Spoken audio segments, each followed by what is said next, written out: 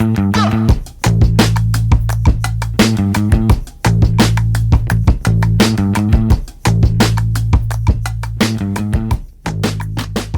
it exhausting being my friend? I am tired for you. I know. I'm like, man, poor husband. That is who I worry about the most. Yeah. Yeah. I just went to lunch with him, and it was funny because I brought my graph paper in and everything. He knew it was time to work. Mm-hmm. Yeah. But anyway, chill son. Jill son, man. What a talented couple of fellas. I know. They're so sweet. It's cool. I had a very random privilege of knowing them for a very long time. Or I should say knowing of them. I worked at Trinity Fellowship whenever they were around in that era of time. And so I was always so much older, seemingly. And they were just so funny and like lighthearted, and so it's cool to see that their musical paths have crossed now in that way, because gosh, just so talented. Because Nate is like insanely intelligent and a little bit like, what's the word, perfectionist, I guess. Like if he's gonna do it, he wants it to be really good, Right. and who better to make it really good than Colton? Like, Yeah. it's really working out. I love them. They've been to multiple events that I've had here, and every time they just make me so happy. And Nate, I'm so thankful for you, Alicia, because you kind of connected this friend group. Oh, good.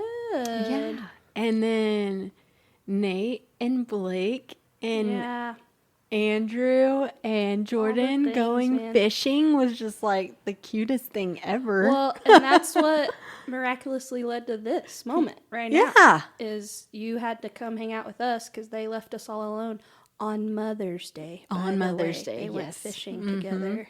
All of our husbands left us. Did y'all hear it? On Mother's Day. Just making sure. And so I'm very thankful because we had dinner and decided this is where you're going. I want to go too. It's pretty cool. That's awesome. Very thankful. Yes. I was going to say about Chilson, I love that they landed on that name because I feel like it perfectly describes their vibe musically in 2 words, like chill. It's just chill, son. Yeah. Like, it's so perfect. Yeah. I love it. Yeah. It's such a good, and they're fun to watch live because you can tell they're just real passionate about it. And I think they're genuinely passionate people. Like, they care about everything that they're doing. They care about their families and their friends. Just genuinely really good guys. Yeah. And I loved the conversation that y'all had. It was pretty fascinating and helped me kind of think twice about, after I say all these nice things about Nate, I'm also going to say he's a total freak to be able to remember a memory at 3 years old. I know. Like, what? And the colors, colors that like, he the room felt the whole environment in that moment, which Yeah.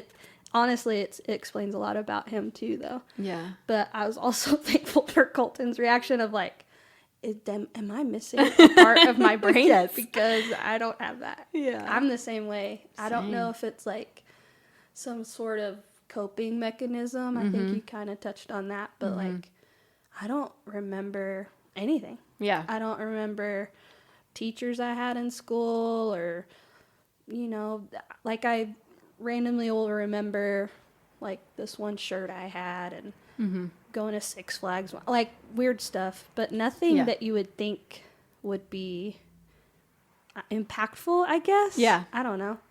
It's pretty strange. Blake and I talk about that time to time because of Nate, actually. Really? Yeah. That's funny. Blake's like, I'm going to start journaling. I'm like, no, you're not. But we should all start journaling. We should all journal. All of us and our spouses. 100%. And then we should read them to each other on the podcast. No, thank you. But no, we talked about how we wondered if Nate can recall things so well because he journals all Does the time. he? Mm-hmm. Okay.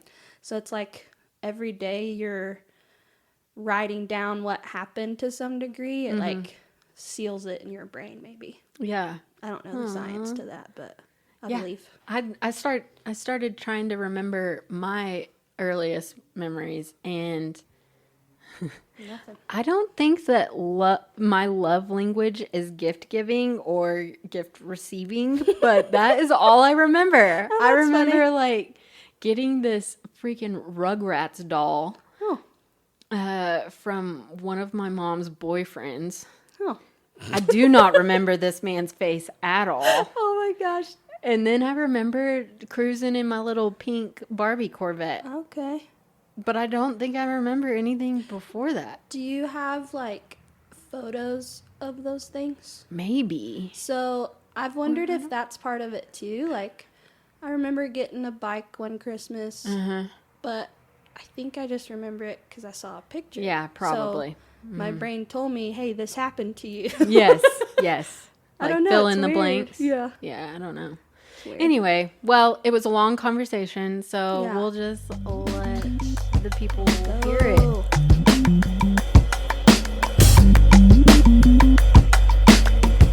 Stoex. So Love it. you're at Stoex. Take We're it here now. at Stoex. Yeah. And we actually are here. We are at Stoex. One Right? of my favorite places in town. Oh, thanks. serious. Thanks. Yeah. Yeah. Well, we love having you. Well, great. Yeah. What do you hope to see come out of this in the next 12 months? Honestly, I started this because I just want to have deep conversation and not have to like be like, hey, do you want to go to coffee? Oh, yeah. It like- gets fatiguing. Yeah. Well, other people, they don't find it as a huge deal to go have coffee or whatever. But there's so many times that I'm like, man, we had such a good conversation and I don't remember Oh, I wish we could have any of their recorded topics. it. Yeah. So anyway, and I really like that's a really good place for something like this to start. Yeah. And I don't even care if it, I don't care about all the things that come with it. I don't even know what comes with it. So I just want to have fun and have conversation. I love that. Yeah.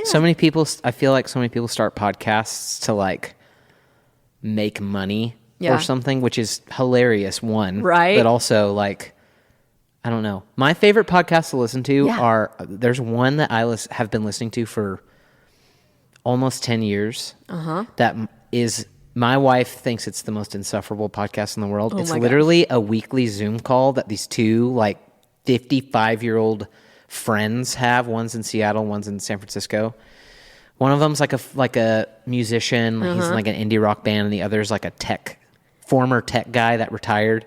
And they just talk about the dumbest. It's a lot That's like amazing. what you and I talk about, honestly. What's it called? bounces. It's called Roderick on the Line. Roderick. Okay. Yeah. And that means they're OGs. They are. Yeah. They started podcasting like they've had their show since 2009, 8 or 9.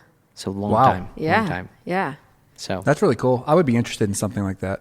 it's a good like put it on when you're doing dishes. Yeah. Yeah. Yeah, it's fascinating because I just feel like most people need something to fill that blank space in their heads. They like getting caught up into somebody else's conversation. I don't know if they actually need it, but they want it. It helps pass the time when you're doing something else, Yeah. But Yep. so podcasts like these are really great for that. And I agree. used to be really into listening to podcasts. Really? Like every time I drove Did you listen to a lot or just like a specific few? probably a specific few. Yeah. I listened to 2 podcasts and that's it. What are they? Almost 30. Okay. And it's the same thing, kind of. It's these girls that start, like, they're nearing 40 now. And they started it because they were almost 30. And it's just, I love them. Yeah. That's the only one I really go to habitually. But also, I love Smartless. Oh, dude. yeah. Yeah. Did either of you watch the HBO documentary on the Smartless tour that they did? I didn't, but It's one of my favorite things I've seen in probably the last 5 years. Nice. Because it's just those three dudes. Like, they're on a tour where they're doing live recordings, like in these big theaters. And their dynamic, like, it's incredible. Nice. It's so freaking funny. Oh, I can't saved wait. the trailer on Instagram because it made me laugh so Where much. But where I it never went opens back with and them in the watched it. elevator, and he goes, "I can smell how dumb you are." They are a really great dynamic. Yeah. And That's Jason funny. Bateman, aren't you a Jason Bateman fan? I love him. I love him so much. Actually, I don't know if it's like we talk a little bit about it. I think it's You and the Jason? last one. Yeah, me and Jason, we talk. No, but yeah, I was really. I'm still pretty in love with him. What Like, was your first Jason Bateman exposure? I mean, Arrested Development, for course. sure. But I really like. I've always remembered him in the things like Hancock. Oh yeah, Like he's just funny, and nobody ever remembers that he's in these things. random movie you I just know, right? referenced. Do you even know? Do you know that movie? I've never even heard of it. It was Aw. a superhero movie before superhero movies were like Oh. pervasive. It's Will Maybe I Smith. have. Will Smith is a okay. superhero. Yeah, I Yeah. do know that movie. Yeah. I haven't watched it, but I feel like it. I mean, there's a little bit of language in it, but I'm so excited to actually get to start watching those things with my 13-year-old. Yeah. yeah. Like, I've always been so protective, and then he comes home with like Deadpool references, and I'm like, "You've seen it, haven't you?" You've I seen it, already and know. he kind of gets his dimple going, and I'm like, "Son of a like." You He rascal. hears worse at our house. Oh, I don't sure. know why I don't let him watch these movies, but yeah, You know? That's it. So what movies do you not allow your 13-year-old to watch? definitely not Deadpool. I don't remember. I remember watching that back in the day and being like uncomfortable with some scenes. And There's a lot of there. It's dirty. It's It's a dirty, dirty but there's movie. also a ton of like actual violence in it. yes. Okay. I want to rewatch it. I've been. Yeah, I just that was the thing I remember. I knew it was like jokey and like dirty and Ryan Reynolds humor, but then it was like, oh, I forgot that Deadpool just like slaughters people. Oh man. See, and I if don't your remember. if your son comes home and it seems like he knows what's going down with Deadpool, I don't think that now that necessarily means he watched it. I mean, when we were 13, that means we watched it at somebody's house. But Right. Owen will reference things all the time That that he doesn't even know. I know he doesn't know, and he just heard somebody randomly on YouTube mention this thing, Yeah. and the word stuck out to his mind. You know? Yeah. And I'm like, I said, I don't even know when you saw that on YouTube because we try Right. to limit that, you know. But Yeah. That feels like an attempt at like commonality from him. Like maybe Right. my dad knows what this is, or I don't know, maybe not. more like my friends definitely know what it is, so I don't want. Oh, to right. You don't wanna be seem on the like I out. Don't know. You know, we all did that. I mean, when I was in middle school, it was like skater shoes and skateboards Shout and- out, bro. DCs. Yeah, I mean, I never actually had them, but it like at that particular time, early middle school, I was around. Like the group of kids that I was around were all skaters, so you just naturally pretend that you know what's going down.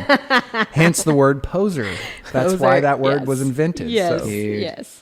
So do you often find yourself thinking about early memories like that? Being in school like that? Oh yeah, I'm nostalgia oriented. Are you? Massively? Yeah. We just watched Inside Out 2. I don't know if you guys have I've seen been it. wanting to go see it. Very good. I mean, neither of those movies had any business going as hard as they did. I've heard it. Yeah. I mean, the first one was an emotional bomb, but I've heard this one is just like, Dude, the first one, will I weep. was just like punched in the stomach, like Yeah. bent over. You know, Yeah. Like, I couldn't believe it. But we left the theater after Inside Out 2. We're like, Owen, did you like that movie? And he was like, oh yeah, I just kept looking at y'all and wondering why you were crying. And I was like, yeah, you'll know later. But wait till you're in your 30s. Yeah. right. Yeah. Oh But my gosh. anyway, the reason I brought that up is that one of the emotions, without spoiling the movie, the girl is growing up, so other emotions get introduced, new ones. Mm-hmm. And this little old lady walks out of this door, and she's like, wasn't it so sweet when we used to blah, blah, blah? And they're like, okay, nostalgia, it's not time for you yet. You need to go back inside the closet or whatever. Yeah. And I laughed, but I was like, by the time I was 13, I was already feeling pretty nostalgic. Yeah. Sure, bro. I'm oriented towards the warm feeling that lost time gives me Yeah. or something. Yeah. Past. So you have more of a positive vibe when you look back on memories like that? That's a good question. When I we think say it's early, mixed. are we saying, so you said early middle school is when you were doing the skater shoes and everything. Is that where your mind That's what I was immediately thinking goes? about. It's when I wanted to know the brand names of skater shoes so that I would not be considered. Dude, don't even Gotcha. get me started on this. On what, nostalgia or skater shoes? Skater shoes, man. We'll get to it. This is my life. I remember what I have learned is a surprising amount from my early childhood. I don't think a lot of people remember those years. My first memory was when I was 3 years old, and our van broke down. yeah. I actually, funny enough, my dad's a pretty meticulous journaler, and he'll record what happens. So I pinpointed exactly when this memory happened because his story of that experience was in one of his old journals from 1993. So anyway, our van broke down on the side of the road, vacation in Arkansas, and it was just after sunset. I just remember my dad, there were no cell phones, so he had to go walk back to a town that luckily was only 2 miles back. And I remember him walking off, and it was like a lavender sky, and just seeing him walk. And it was just like, man, I hope he comes back. It's kind of Jeez, beautiful. And- yeah. So were you alone or you were with your family? Me and my Okay. brother and sister and mom. And we were in Okay. this big Chevy conversion van with the chairs that could spin around, you know, and yeah, like a card dude. Was table it or whatever. green or burgundy It was on the brown, brown, burgundy something, yeah. Yep. Had a ladder on the back. Yep. The sunset, and it was dark before my dad even came back. So I remember that I have so many, vivid memories of that, like the headlights of the tow truck shining on the grass outside of the open door. Yeah. And it was really hot. My mom said that mosquitoes were coming in, and my siblings were like smashing them against the cloth, which I was like, why would you let them smash them against the cloth? But whatever. And then they towed us in the van because we didn't have an option, Yeah. So, which is illegal and unsafe, but it was the 90s, so that was the tone of the era. And so I just remember the highway lines shooting out in reverse, like as we're like tilted up. And they took us to this place where this mechanic lived and had his shop. And we went inside the house while he was working on it. It was the iconic wood paneling of the 80s. There was some provocative poster or some show on TV that I know wasn't allowed at our house. Yeah. It made me uncomfortable. I felt like I was in trouble just for being in there, because we were so like straight laced.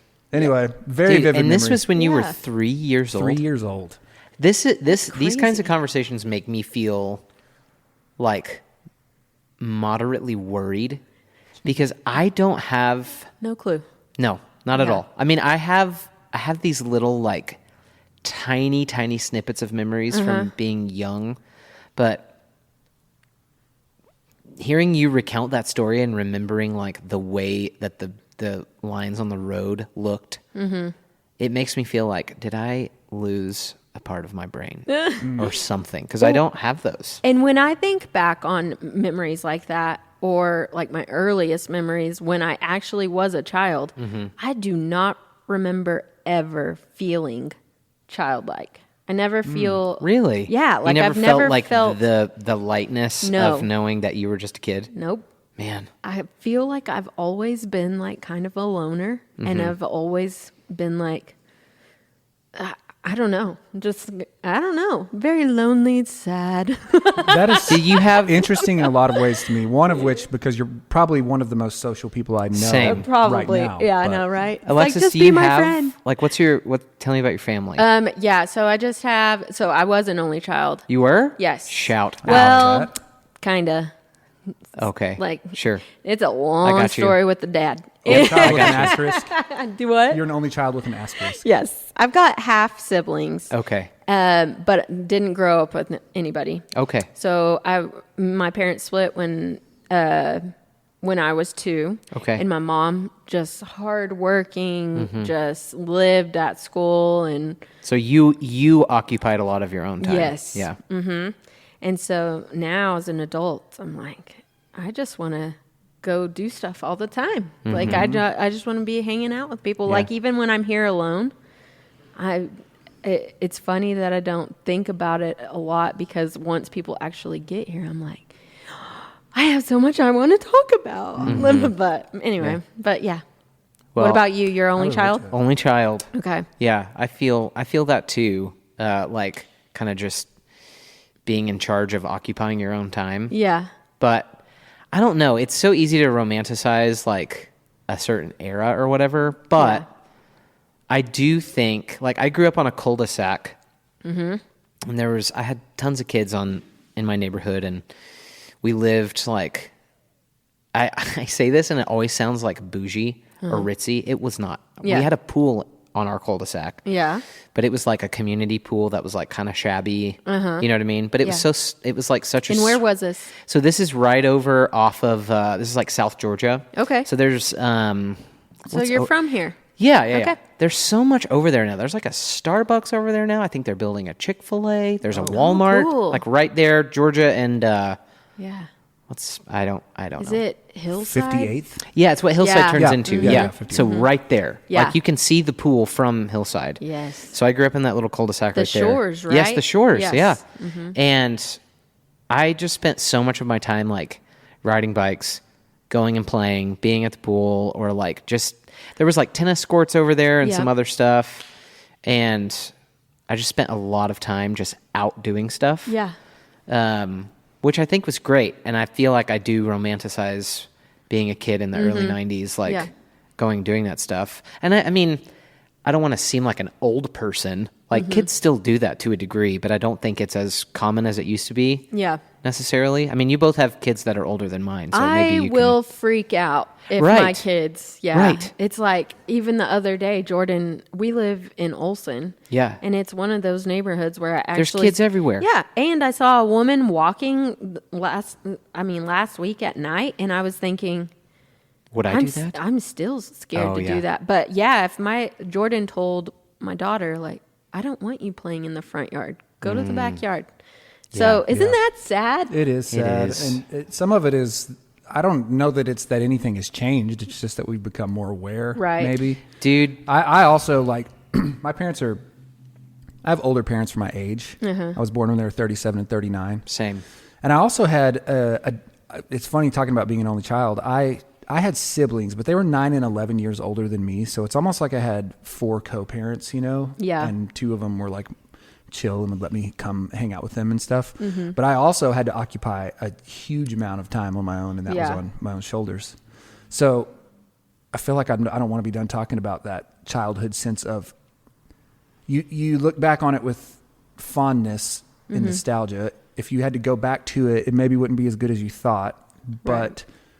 the real thing I want to say was, he asked you if you felt free, right? I said you never felt the lightness of like just knowing that you were just a kid. Yeah. Oh, right. No. Yeah. I feel like that's a thought you can't have until you're not a kid. And then you realize I was light and I didn't realize it. But at the same time, my upbringing was very, thankfully, safe. I mean, nobody has an upbringing without issues. But it was safe overall. And those early impressions that I remember were always textures and lights and colors, and then the feelings in a room when the adults' moods would change. What an which- intuitive little kid. Well, I mean, That can I also be guess. like for the worse though, right? It can be, yeah. Yeah. I remember things would affect me deeply. Like Yeah. if I saw a kid fall and like hit his hand on the ground, it would like disturb me and shake me and ruin my day, and like Yeah. the whole night was kind of off. I look for those same patterns in my son, and it doesn't seem like he's even on that same wavelength. I think No he's just way. kind of I think he totally Yes. is, dude. I don't know sure. though. Like he'll He's see so something and I'm like, tender. "Are you okay?" He's very, very tender, but it's just that it doesn't feel like those things stick with him very much. Like Yeah. he doesn't. I have always just clung to visual impressions so intensely, but anyway, He yeah. did They- almost cry the other night whenever I forgot what it was. He got something sticky in Willem's hair. Oh, gum. Yeah, He got was gum it? hair, Yeah, right? He had to cut it out. I'm Something. sorry about that. by the No, way. no. She's got like a lion's mane. She's good, but it was clearly, I think, I remember doing things like that. I remember doing things that I would get in trouble for, but not realizing that it was something that I would get in trouble for until my parents actually did. And then I was humiliated that I did the Yeah, thing. yeah. Like just joking, I think I don't even know if it was I don't think it was on purpose or anything, but yeah, Alicia was like, it's okay, you're all right. Like he was really worried about. That's sweet. Yeah. So it's cool to have other like moms at every corner. You It know, when is. you have It is. a friendship circle like that. Yeah. But no, I think he's very much like you. I agree. Oh, Yeah. well, that's a compliment to me then, Yeah. because I look up to him, even though he's tiny. Yeah. Not for tiny sure. anymore. He's tall. He's a big boy. Is he? How But- tall is he? He's probably 7 inches shorter than Megan. Okay. 8. Yeah. Somewhere in there. Yeah. He'll catch her before long. Yeah. I'm curious though about this theme of filling alone time as a child. I also ran around and explored probably too much. When I was my son's age, 9 years old, I had a map of Amarillo under my bike What? seat, That's awesome. and I would dude, just that go feels wander like- neighborhoods. Yeah, go ahead. No, that's it. I'd just wander neighborhoods and find my way back on the That's map. awesome. I was definitely like what you would call an anxious child. Yeah. So I would never went that far, but I was curious, but measuredly curious. And the thought of riding across a busy street on my bike or something, I was always so Yeah. scared. Yeah. Well, good. That So is good. Yeah. Nate was traipsing around Amarillo on Yeah. his bike, and I was like, "Don't be at the grocery store too long." Yeah. That's funny. Somebody yelled at me once when I was on 45th. They're like, "Move it, kid!" And then my whole day was shot. It What's funny for me is in middle school, I started hanging out with these dudes that they hit their I feel like everybody has had an era of their life where you kind of just Love skate shoes. what'd you say? Love skateboard shoes. Yeah, I mean I had for some. sure, bro. But everybody has a period of their life where they're kind of just I don't want to say wild. That has such a it's Rebellion. uncharitable to me. But I started hanging out with these dudes that hit their wild streak in middle school and would just want to I have these memories of having sleepovers with them, and they would want to stay up all night, and I would just be so irritated. Why would you not want to sleep? What's wrong with you?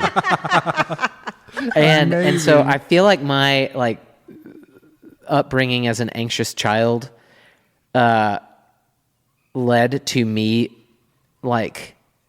I don't think I ever really had a wild phase. Yeah. I've always just been kind of an old person. You know what I mean? Oh yeah, I do know what you mean. You make fun It's of me endearing. for it all the time. In an endearing way. I know you do. I love it. You do. You I bring mean, I did stability. I think about that, but then I think about me being basically an old person and never being wild. But then I think about the fact that my job for a decade was traveling around the world Yeah. playing music. Yeah. And there were some pretty wild things in there. Yeah. I want to talk about that. Sure. So you toured with who? So my most recent employer was a country duo, these two girls named Maddie and Tay. Okay. I toured with them from 2017 to the end of 2022. Awesome. The last tour that I did with them ended 10 days before my daughter was born. So it was a little stressful. Yeah. I was always ready to Is this your first daughter? yeah. Okay. I was always ready to find the closest airport and have to come home, but thankfully that didn't happen. You had Yeah. your plan in place. Everywhere you went, you had your plan in place. I of how to did. get I home. did. Yeah. I was super stressed because the thought of missing the birth of my first child Yeah. was I can't do this. Yeah. Right. So it was a crazy, 2022 was a crazy year. Yeah. And then did you tour with Carrie Underwood? Well, we did a tour. So all of 2019, we toured with her, on her tour opening. So that tour was 7 months. Nice. Yeah. Yeah. It was really long, but really, really incredible. It was a cool Awesome. experience. Very What cool. I love about Colton is he's rather accomplished, but Yeah. he won't let you know. Oh. You'll have to dig and wait, and he might never. There's probably things that he's done that he still hasn't mentioned, Right. and rightfully so. I get Yeah. it; it's cool. That's why we're good friends. Mm-hmm. He's played Same on. for Nate. Correct me when I'm wrong. Well, but not exactly the same because you've played. Colton has played drums on the Today Show, on Ellen, Oh, yeah. I've never at the played on it. CMAs, at Madison Square Garden. Oh, my sold out. gosh. I never got to play. The one thing that I regret, I never played on Ellen. Oh, okay. But we were supposed to. So in 2020, right before Uh-huh. COVID, we were supposed to go play on the reboot of All That, which I was thrilled about Dang being an All it. That kid. Yeah. And then, so we were in New York City the first week of March in 2020 when it was like yeah. coronavirus. What is this? And we were sitting in LaGuardia Airport with like, you know, the artist's manager and everything. And they were like, so we might have to cancel this California trip because it's getting a little weird, but we're probably still going to go, but just keep like, you know, keep your phones on. Yeah. And then that next week it was like, everything's canceled. Everything is canceled. Always. Indefinitely. Yes. Yeah. That was a really dark year. Yeah. If you were, I mean, I don't know. This was right before we moved back to Amarillo, but I don't know what it felt like here when all that happened. We were actually stuck here right at the beginning. We came to visit my parents who were supposed to go on a like Israel trip. Oh, dang. Yeah. And I was like, I remember being here and being like, please, please, please don't go. Yeah. You're going to get stuck over there because they're going to close the borders. Did And they go? They were like, I remember this conversation. My mom was like, we're just waiting for a sign from the Lord. And I was like, I am your sign. I am telling you. I am a prophet right here now. And they didn't go, thankfully. But we were stuck here for like 3 weeks.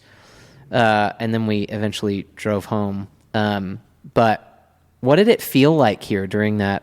I mean, we're talking about COVID. Is that like old person? It was 4 years ago. Back in my day. Yeah. No, I lived out in the country. Okay.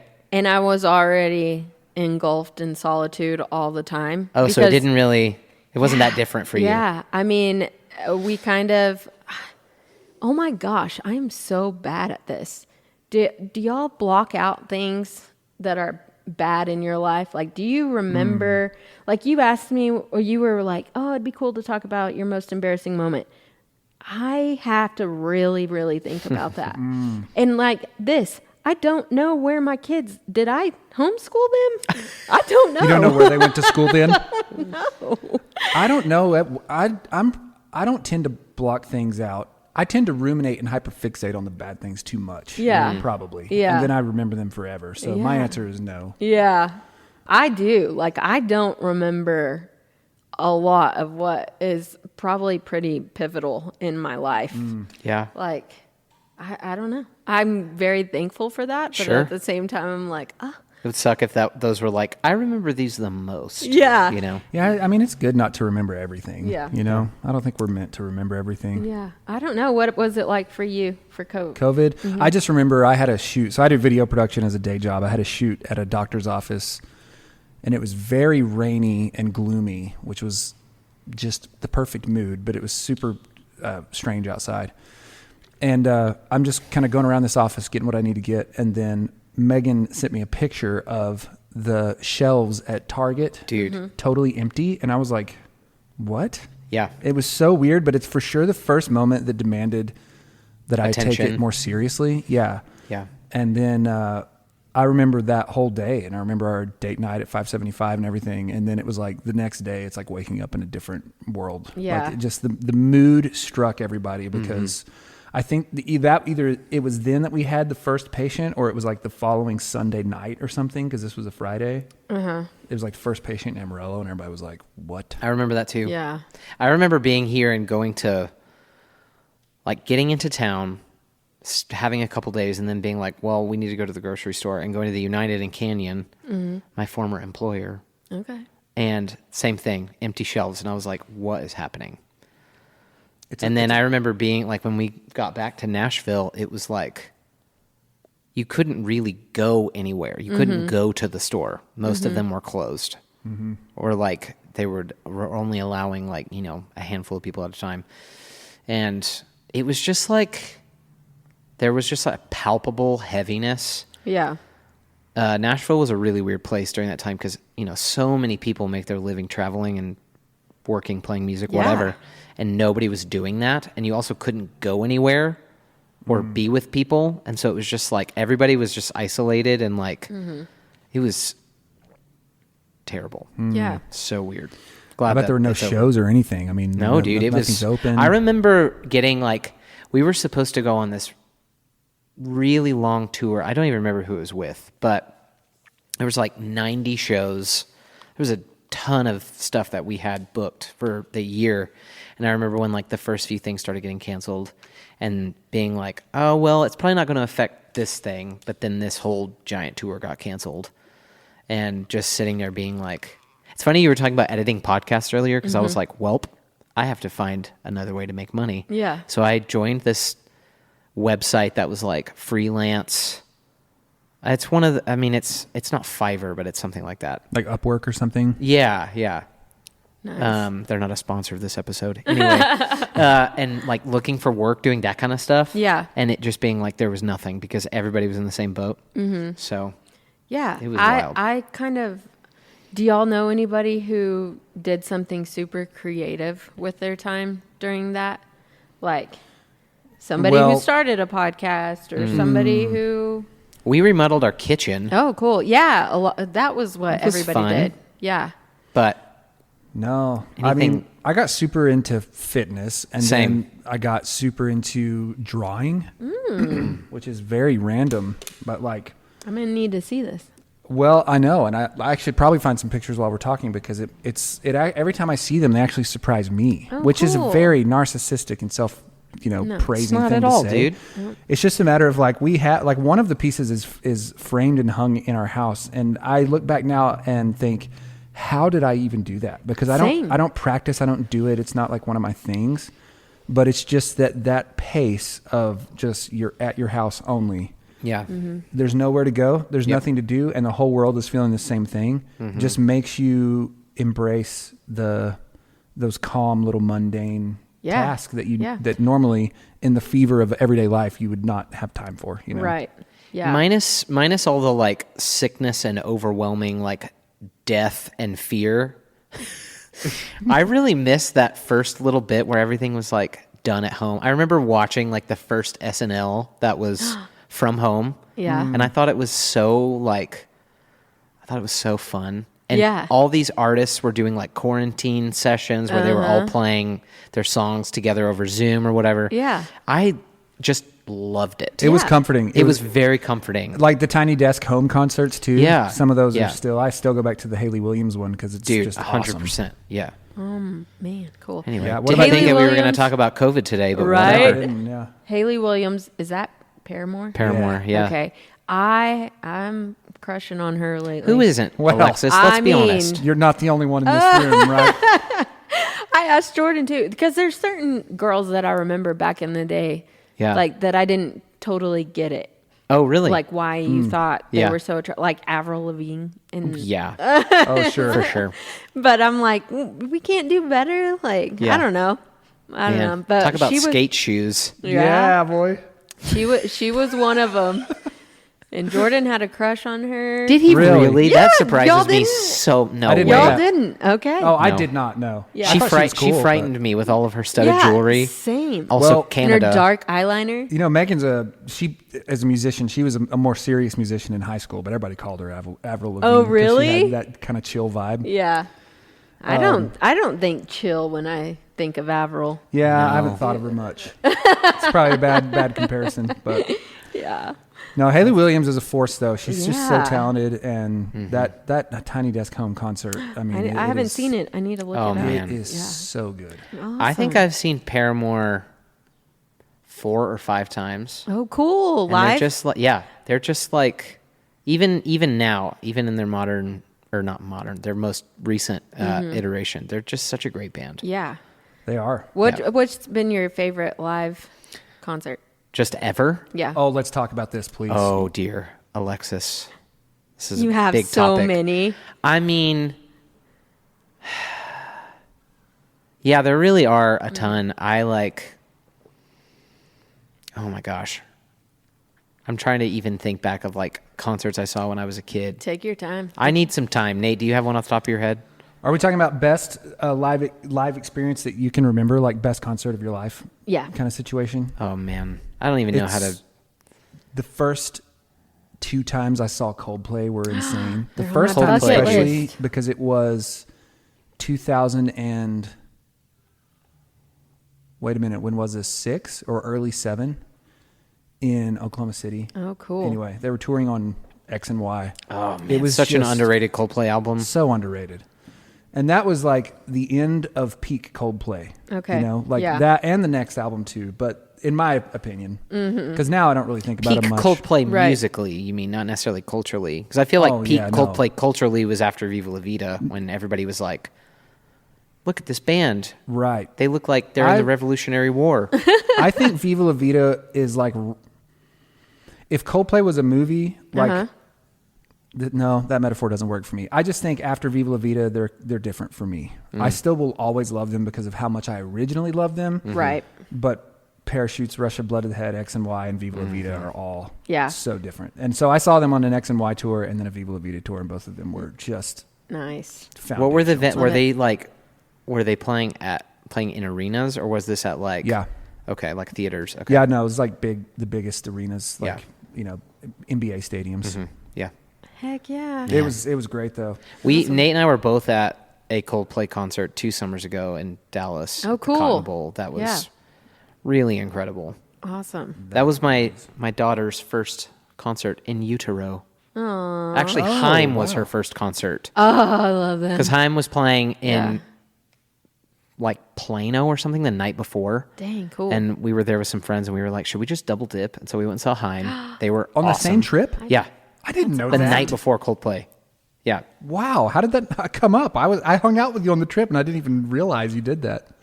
Well, I don't think cool. y'all were. I think y'all You're like, left later than we whoops. did, because y'all got there. We got there 2 days before, Oh, okay. so we had a day to kill, and we were like, "Oh, let's just go see Haim." That's amazing. So- I'm just surprised I didn't know that. Yeah. Haim and Coldplay like back to back. It was a Heck yeah. great weekend. That's awesome. Yeah. What about you? What's the Yeah. best concert experience? Man, I have been to a lot, and that's one of the things me and Jordan are like super proud of. I was like, like going to shows. Yeah, Is that like kind of our y'all's lineup. like thing?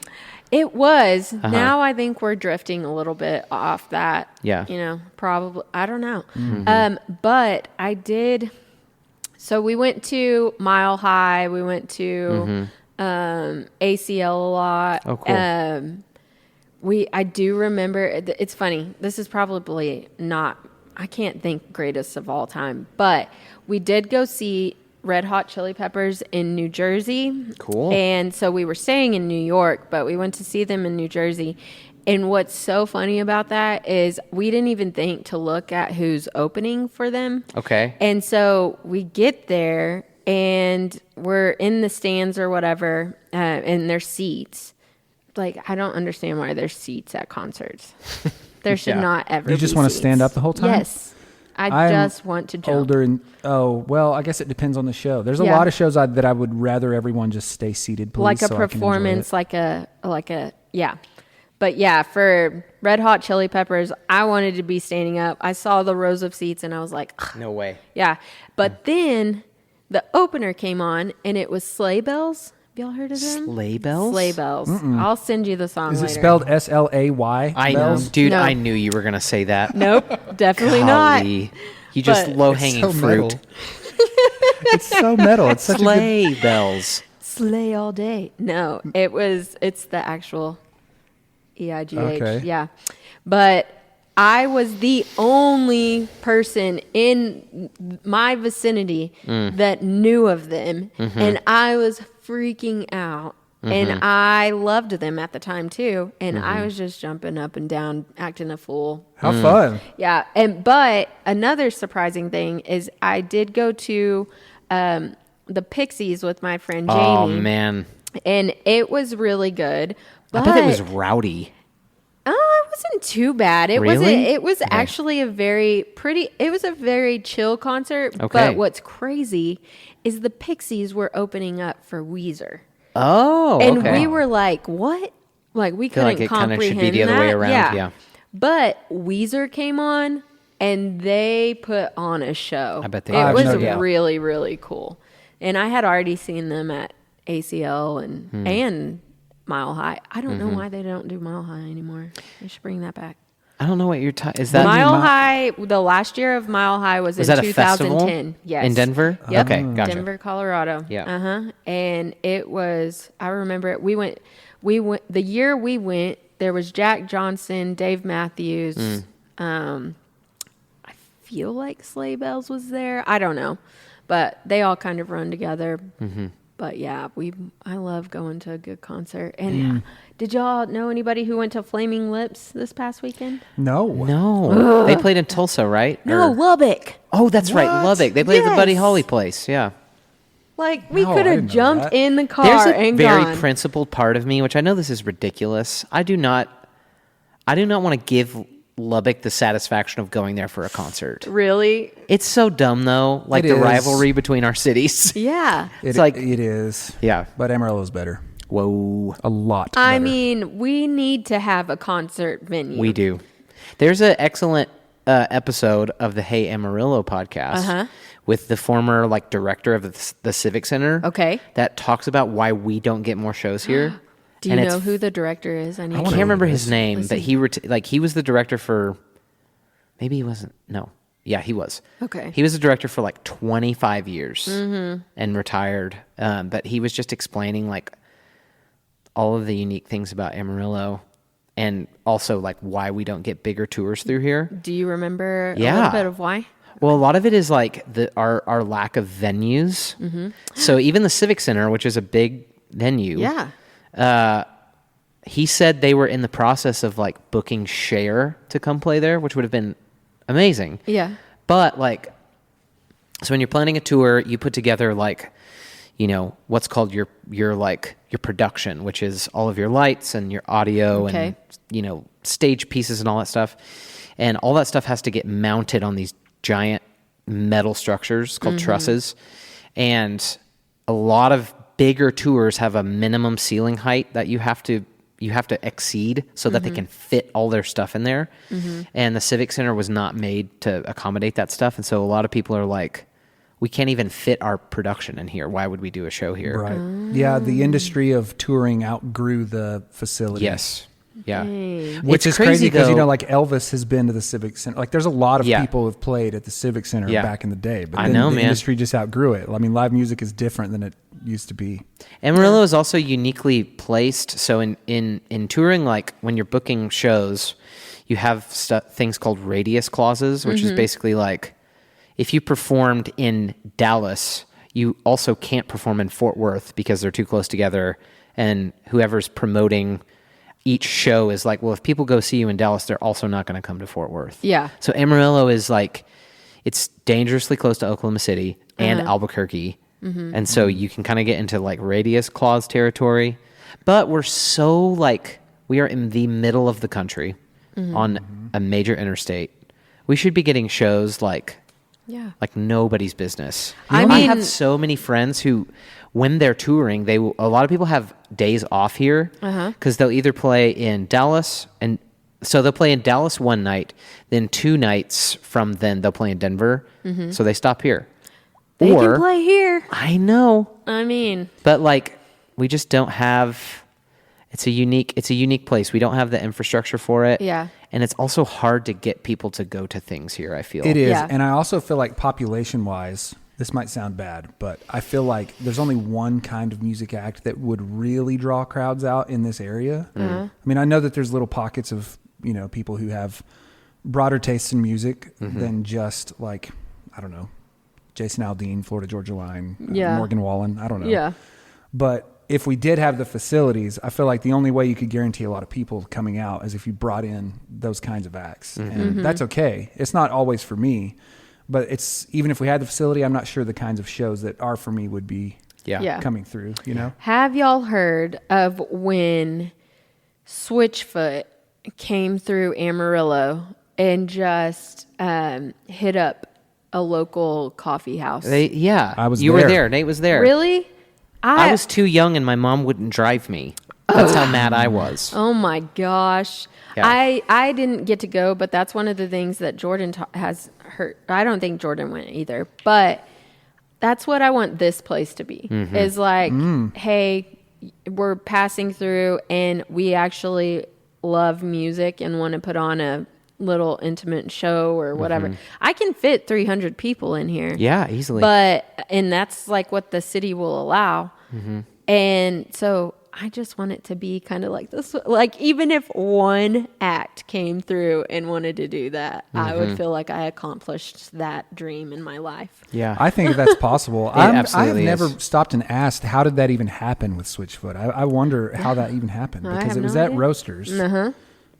And also not sponsored. I'm not even joking. I bet they were here on a day off. And like, And they love doing what they do. they do. Yeah. I just saw them play. We were down in the hill country Oh, cool. for the eclipse. Yeah. And so my wife is from the hill country. Okay. And the area that she's from, like, is just, it's kind of becoming this like crazy, like, haven for like super wealthy people. Uh-huh. And so all of these like really nice, venues and stuff like that are opening up. And so there was this new one this was like their grand opening, and they had an eclipse festival that was Goo Goo Dolls and Switchfoot. Cool. And so I have a friend who is Switchfoot's guitar tech, and I like Instagram messaged him and was like, dude, I think we're both here. Let me come see you. So he got us tickets, and we went, and it was like, they didn't promote the show well. Okay. There was no, like, I found out it was happening on the day it was happening. Okay. You know what I mean? Like, Yeah. there was no, this venue just really didn't know how to market a show. Right. Which is crazy, like, for two artists that well known. Anyway, and so the turnout was like pretty abysmal. Okay. But man, freaking Switchfoot, they played like it was a million people. And then like that's midway through awesome. the set, they were like, there's not that many of us here. Let's just like make this a Texas living room. And they got off the stage and got in front of the stage and just played a bunch of stuff acoustic. Switchfoot, if Yeah. you're listening. It's so special. Come by here. Love They you, must really have a homies. thing for that. Huh? They must really have a thing for that I vibe. love that. That chill, let's Well, just play face to face kind of. when you play shows all the time, you learn that you can either be the kind of artist or band that takes the show for what it is, and sometimes you play stuff that's like, man, this is not ideal. Like you can let your entitlement take over, and you can say like, this show is below us, or we should have more people, or the venue should be better, or the city should be better. Yeah. Or you can be the kind of artist and band that's like, every show that we play, every stop on a tour is like, this is its own unique thing. And it's basically like the social skill of like reading the room. And so if you know that you're in a venue, this was an outdoor amphitheater that could easily fit 5,000 people. Right. And there was maybe 1,000 people there. You can either like approach it like, well, we just have to get through it because this is, this is not acceptable and we're just going to play whatever. Or you can like lean into it and know that like, hey, this is a little bit different than what we normally do, but we're just going to, it's like what we have to think about often, which is like, how are we going to That reminds scale it me back. of? that is my favorite concert What? ever was What? Kings of Leon in Red Rocks. Okay. Oh, well, yeah, I know about this. Yeah. I don't. I don't know. I mean, What I might year was ask this? Jordan later, but it saved our marriage. Did it really? That's what I know about it. That's what he Holy said. cats. Yes, What? yes. It was like we had been married 10 years and we were just done or almost done building our house. And that night, the night before, so he was surprising me with this. Oh, okay. The night before, I still was living in our camper that we had on the land while our house was being built. And I did not sleep at all because, windy city here. Yeah. And my house or my camper was just going back and forth. So did not sleep at all. The next morning, I was such a jerk to him. And he was like, listen, just, you should just get in the back seat, go to sleep. It's fine. So you knew you were going on a trip, but you didn't know where you were did going? not know where. And it was freezing, by the way. And he didn't even tell me like what to pack or anything. So just all Didn't the say, things. We're going to the foothills of the No, Rocky Mountains. no. Men Alexis. have no instinct whatsoever Never. to tell you how to dress for Hey, a trip. hey, That's- that's a generalization. It's a generalization I'm going to go ahead and own. Okay. It's like 98%. I'm going to take my wife on a surprise trip. She might be cold. Yeah. she probably should know she needs a coat. Yes. It's so predictable. But anyway, go I ahead. like that. I like that. Like, there's so many things that men just do not think of, and women, that's all they think of. That's true. Yeah. So anyway, we get to Denver. It's a freaking cold night. It's raining sleet. Oh no. And Kings of Leon come on, and the lights against the sleet Oh, I bet it was like was amazing. Yeah. Because it was a slow fall. Mm-hmm. And it was just a beautiful, beautiful night. And I remember him saying, the lead singer saying, God, it's freezing out here. Mm-hmm. And so everybody thought, he's probably going to like close up. Cancel, or yeah. And he just kept on, and he was like, let's power through, and all the things. But he just made it feel like, Yes. hey, we're all cold together. He was there for it. And yes, that was So special. Yeah. So you were like, Jordan, in this cold night of our marriage, let's just power through. Actually, Whoa.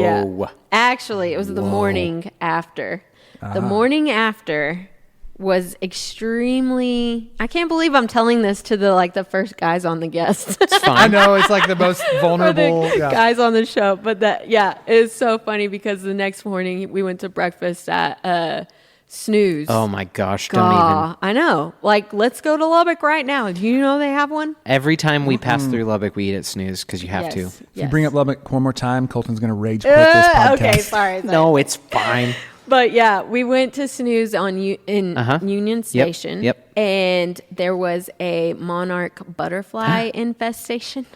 Oh. Infestation, air quotes, Like, I thought it was the most beautiful Beautiful, thing I've ever seen. I would put my hand out and they would land on my hand. Like, it was so, and lo and behold, it's like 70 degrees this morning. And we're just having, we just had that beautiful night with Kings of Leon. And so then I put my hand out and all these butterflies are landing on me. And I just feel like I heard a whisper from God saying, he's your gift. I want you to have him. I've always felt like he's so much better than me. Like, he's an angelic being.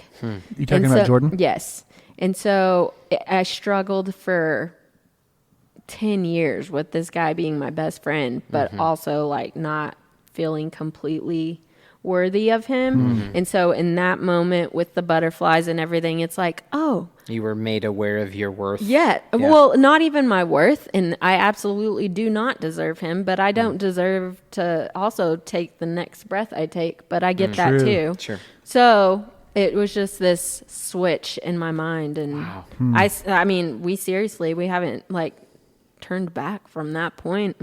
We're just powerhouse now. Man, So what you need is to make a line of shirts that say, Kings of Leon saved my marriage. So yeah. Kings of Yeah. Leon and the butterflies. And the The butterflies. monarch butterfly. The monarch butterfly saved my marriage. Right. I know. That's the most cheesiest tattoo you can get. Oh, and I dude, just get want it, some man. monarchs on me I somewhere. think that's awesome. Yeah, but if you drew it, I bet it would be No. fine. I'm literally just staring at your art Oh, as we talk. thanks. Yeah, it's pretty Thanks. incredible. It's kind of hard to give yourself completely to something if you think you're not worthy of it. Yeah, for Right? sure. Yeah. I don't know. I'm testing that thought. That's what I was Yeah. thinking when you were saying that. Because I was just thinking, when I look at you guys, I don't think that either of you is undeserving, but it's just not what I was expecting you to say. Yeah. Yeah. Not at all. Yeah. I also did not. I grew up very differently than him. That was another revelation I kind Meaning of. you didn't have 1,400 siblings. Yeah, right. I still can't tell We're all the McCaffreys apart. one of 17 to save my life. Yeah, no, but I was a lonely little kiddo. But so my mom and my dad divorced when I was 2, Yeah. and they were. It's not like they were besties or anything like that, but they were there for each other at any moment, anything that my mom ever needed, my dad would be there in a second. Same for me. We weren't the every other weekend kind of family, but if I needed him, I would call him. He'd be right there. And so to me, they had a great relationship. They were kind to each other for the most part. And then, but my grandma and my grandpa, they did not like each other. And so I was over at their house all the time because my mom worked and went to school, and I was with grandma all the time. And so that was my picture of marriage. So one day I just kind of realized, like divorce isn't the happy ending. Like the marriage can be the happy ending, you know? And so it just was another thing that I was just like, so it just helps when you kind of are able to put those things or articulate those things, and it just helps me think about it more clearly. Like I would have gone my whole life without thinking like, oh, me and Jordan, we'll be friends when we're divorced. And he's like, we're not getting divorced. And I'm like, we're but not we'll doing be it. friends. That was a good impression, dude. I could hear him. Yeah. But anyway. Wow. Yeah, it's crazy. How interesting. And speaking of like such serious topics, I do not want to stop without talking about this. The shower thoughts that you... I don't even know if I have any. Shower thoughts. Okay. One shower thought I had once. Yes. We're just pivoting hard here. We are pivoting. It's a good I pivot. think about how one of the main ways we date images from the past is by the quality of the image. Okay. So it's kind of easy to tell when something was shot like in the 20s, Right. 30s versus the 60s versus the 90s, right? Like the footage or the photo, they have very different aesthetics depending on what cameras were modern, and everybody's always trying to use the most current one to get the highest quality image. Right. You asked, so here we are. So I just thought, I already know like roughly where this is going. well, you fast forward a couple of hundred years from now, there's going to come a point where image capturing does not get better. It can't. Yes. You know, like Yeah.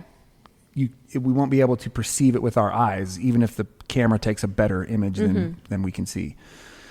So then I was just thinking, well, then how will, like, let's just fast forward, like, let's say it's 300 years from now. How will somebody living in the year 2324 know the difference between a photo that was taken in 2124 versus 2238? Yeah. You know, like, how it may be the fashion of the people. I was going to say, you're going to have to start using different landmarks of identifying.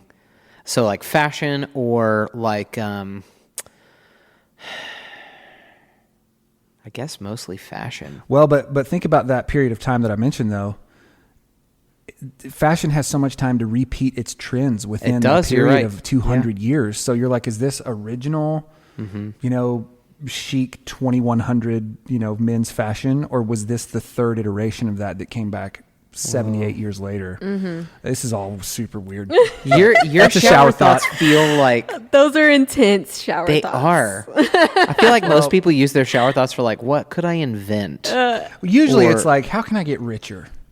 It's about like that. But So mine, I am a woman. My hair is long. So if my hair gets on the shower wall, Oh dear. sometimes I see like Doodles? my next painting. Oh. I try to remember to go write it down, and I never remember. But I know that it happens all the time in the shower. Like the hair falls in like this abstract Man. line drawing. interesting. But Kind of like the that's- monocle on our guy over here. Yeah. You see how Yeah. it's like a very thin monocle you got going on? Interesting. Yeah. Never thought about that before. What about your shower thoughts? Well, this morning in the shower, I was thinking, man, there was a period of time where we hung eucalyptus in our shower. Oh, yeah. Because it smells so nice and it's like very purifying. Attracts koala bears. Sure. There's a lot of benefits. But then I was thinking about the fact that the last time I was like, man, we need to get some eucalyptus for the shower. I went to the grocery store and was going to buy like a bundle, and I couldn't believe how expensive it was. Oh, yeah. And I was thinking about just the cost of things, and I was like, man, It's I wish I could intense. just have some eucalyptus right now, and it wasn't $25. Right. See, that's what I mean. That's what I mean. What? About, I wish I was richer in the shower. Oh, Wish I sure. could afford eucalyptus. Yeah. Yep. It is interesting though how you step into the shower and it's just like some valve in your brain opens and you're just free. Yeah. I don't fully I understand. often that. also think about how big of a baby I am thinking about there are people who like purposefully take cold showers because of whatever health benefit, Yeah. or whatever. Cold plunge. Sure. Yeah. And I just like, I want to be that person. I want to be able to just like grit my teeth and like turn the shower on the coldest it can go and just like stand there and shiver and know that my molecules are being Nope. Synthesized. But I'm just like, why would you do that? Yeah. It's hot right there. 1 more inch. It's hot right there. I will take a cool shower on a hot summer day. Well, sure. But not a cold Not a shower. monster. I don't even want to do that. Yeah. No. Yeah, that's one of the things that I'm like, I don't think I would ever be okay with that. Maybe jumping into a cold lake in another state. Yes, or you have something to. like that. Yes. Carpe diem. But to not, have a pool in your backyard full of ice, no. Oh, I don't yeah. want to. Yeah. I don't want to. I feel like you would totally be a cold plunge person, Nate. See, I'm not. One of my really good friends is, and even got one at his house and talked to me all about it. And I was just like, this is not worth my time. Why would I do a cold plunge when I haven't done push-ups in 2 weeks? Right. Like, what's that going to do for me? There's some fundamentals I need to address here. I think that's... I'm going to do a cold plunge, but I'm also going to have Doritos and macaroni and cheese for lunch. Right. Like, what's the point of that? Feels really like a heavy meal, frankly. That's a pretty light meal for me. Hey, No, I'm speaking of 575, we had it last night, and that is my all-time favorite breakfast. So what I'll do... you're a cold pizza person for breakfast? No, I Do you crack an egg on it? What the box tells me. I broil it. Oh, Actually, I don't do what the box tells me, but I broil it and then I fry an egg. Yeah. And make a sandwich.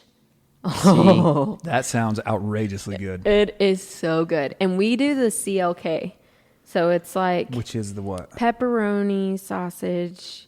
We do have artichokes on ours and not basil. Ooh, But good we sub. we are very confident that we have the best pizza at 575 is the CLK. 575 used to be my favorite pizza in the world. Yeah. Like during COVID, actually, and for the years following. Then I got on a Pizza Planet kick. Yes. And now it's my What? favorite pizza in town. What do you have at Why are Pizza you Planet? casting such severe judgment? See, I feel like you can't, like, those are different genres of pizza. Well, sure, but I guess you didn't, sorry, I apologize. You didn't say it's the best pizza. You said it's your favorite. So, True, yeah. my fault. My favorite pizza that I know of. I Yeah. think so, yeah. They have a couple specialties there. But the crispiness of 575 is nothing to bat an eye at or Yeah. like, underestimate, whatever that phrase even means. Nice. Yeah. Okay, Yeah, lakes pizza though. sounds I don't so want to good. jump into a lake. I'd rather jump into a cold plant. I can't stand the idea of swimming in lakes. What? I'll be on a boat on a lake. Yeah. I'll ski in a lake maybe and then like tread water until they pick me up. What But is when it your about- when you walk in from the shore Oh, into it's the like- mush, no. Heck no. it grosses me out to my soul. So that is my favorite thing to do now. So Jordan and his brother went in together and we bought a boat. And so one summer we decided we would take the kids for their birthday and let them have friends. And we wanted to let them invite enough people. So one of us took beach duty and like hung out with some kids. And Yep. then the other went on the boat and had some kids and then we'd swap. So I don't want to drive the boat. So I stayed on the beach. It's freaking gross. Yeah. I don't want to do that ever again. But on the boat, I feel like $1,000,000. I love that. See, okay. I believe you guys are touching on a very crucial distinction. Another way that we can striate people is are you a water person or are you not? I am definitely a water person because I'm happy at the pool. I love the idea of jumping into the pool. And the beach, a good beach is like my favorite. West Coast spot or on East Earth. Coast beach? Probably more like Gulf. I or was going to say I Mexico, don't even where it's- consider the Gulf of Mexico in my beach ratings. You don't? I don't. Have you ever been to like Florida, Georgia, Alabama? More times than I would like to say. Wow. Well, yeah. If it's hot and then the water is cold enough to not too cold where you can't be in it. Yeah. So California is usually a bummer because the water is like 48, 50 degrees. Yes. And it's- Oh, man. I want to be in it. I want to kind of go out just far enough to where I start getting scared and then turn back around. I'm in my happy spot. But so I'm definitely a water person. I just don't like standing in lakes or swimming with Yeah. dead fish heads. Yeah. Huh. My favorite waters are Tulum, Mexico so far. Oh. We went to this like natural lazy river, like kind of outside of Tulum. That was the most beautiful place I've ever been in my life. And it was very sketchy getting there. Like Really? there were federales and there was, I got into the back of a blacked out Honda Civic and Sick. like just trusted this man with our lives. Oh, and then plus they're driving and it's so like it worth says it. 160 on the speedometer. And Yes. you're like, wait, Yeah. you're not prepared for Kilometers. Oh my kilometers. gosh. There's all kinds of Man. junk in the back seat. What about you? Where do you? Wait, so you are a water person or no? I am a water person in Tulum, Mexico. Okay. Oh, okay. That's important. So That's it. And so it's basically no. Like I will jump in the lake when we go swimming, and but yeah, it's got to be in the dead of summer for me to jump into Yeah. the lake. See, the way it's fun for me is laying outside of the pool and getting ridiculously uncomfortably hot and jumping in and then getting back out. And then you're in the sun and you feel great. Yeah, yeah. Colton, speak. What about you? I don't know what it is. I don't know, because I used to be like when I was a kid, pool every day. Yeah. I remember the first time I went to the ocean in California, 1999. I was like, this is the greatest day of my life. Nice. And then I experienced what's it called when like oh shoot, is it like a rip current? Yeah, like a rip. Whenever like the water comes ashore and then it just retreats really fast, recedes. Yeah, like a rip. Is that what it? I think it's just a riptide, but I tide? don't yeah, know. Yeah. I'm It from like Texas. pulled me out, and Oh, I no. thought I was drowning. Realistically, I was probably in like 2 feet How of water. old were you? I was 8. I have a very Yeah, I have a remember very similar lifeguards story. coming over. Like it was terrifying. And then I was afraid of the ocean for a long time. Yeah. But I think just in general, I'm fine to not be in the Same. water ever. Same. Even in summer, which, not to derail us, but I learned recently that there is, you've probably heard me say this like 3 times now, so I'm sorry. There's something called reverse seasonal affective disorder. Okay. Which so my wife, after Christmas, after Christmas is New Year's, then it's just January, then it's February. It's like the lowest point of her year every year. Okay. Because it gets dark so early, it's cold. She just hates it. Same. So much same. Yep. I feel that way in May Okay. when I start feeling like the first day you walk outside and you're like, whoa.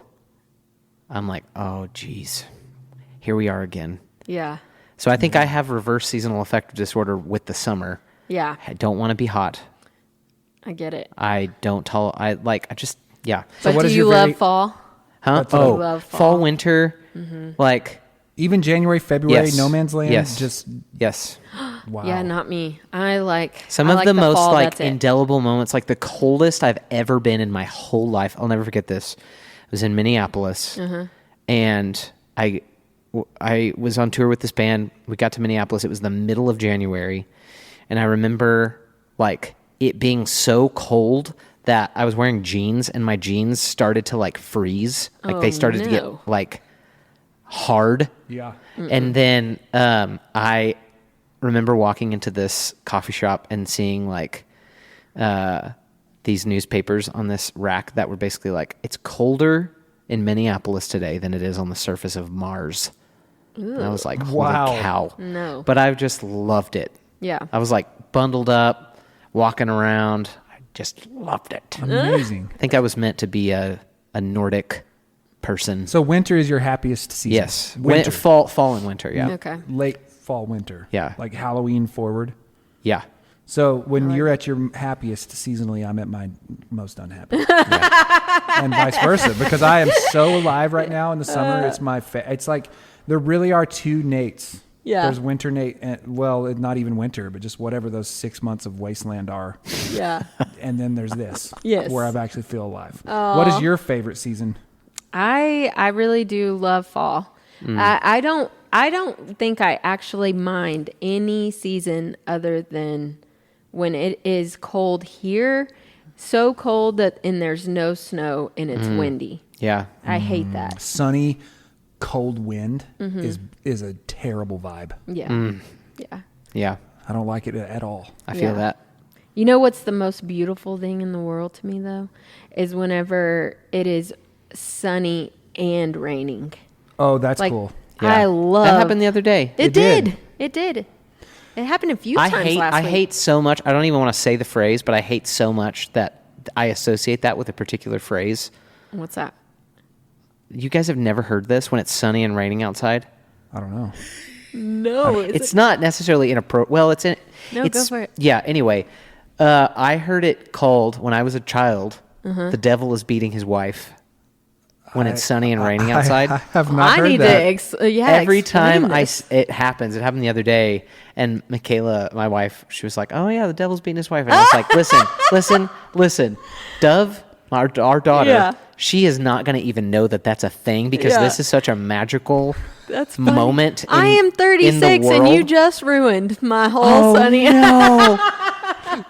Just forget. You just got to oh, figure out a for new way of Pete's sake. saying it. Maybe if I edit this out, I'll forget. No, I'm just kidding. Maybe you'll heavens. forget anyway. No, but the other day we went to June Jazz, and it was so weird. Was it this week or last week? So I think everybody was saying this happened last week too. Yeah. So but this week it was like we were barely getting sprinkled on, but Yes. across it looked the so campus, treacherous. it was like pouring.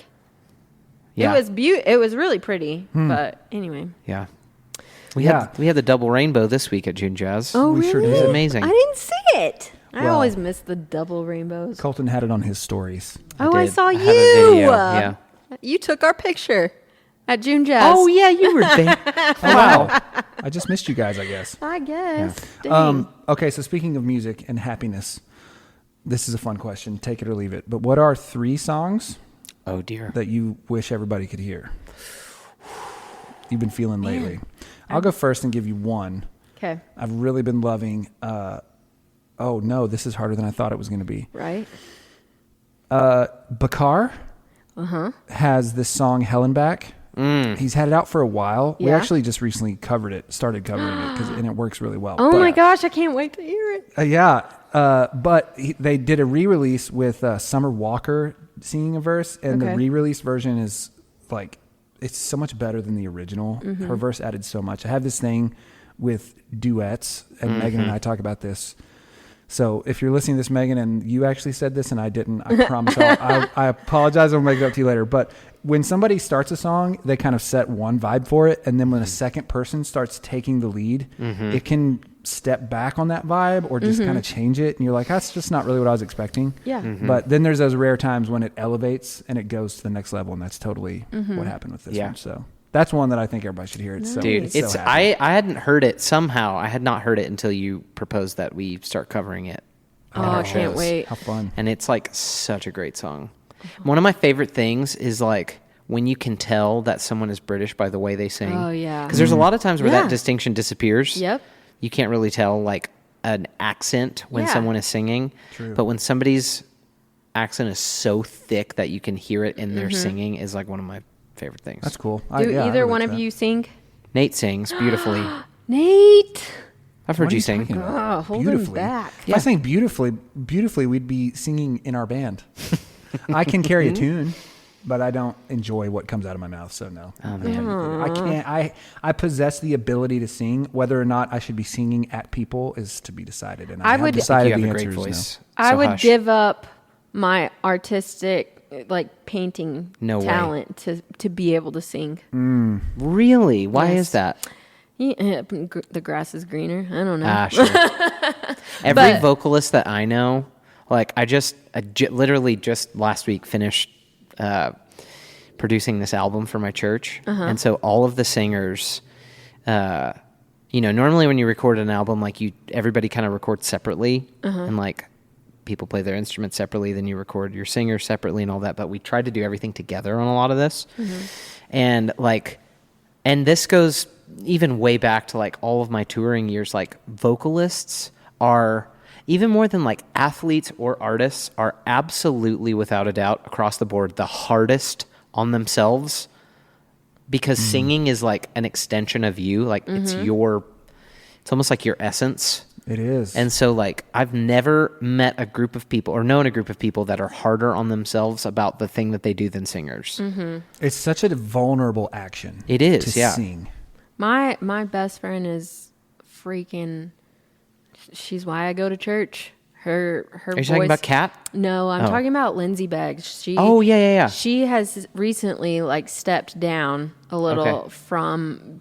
She's just so busy, and she's kind of just being good with her time now. And she's a teacher, so she gets the summers off.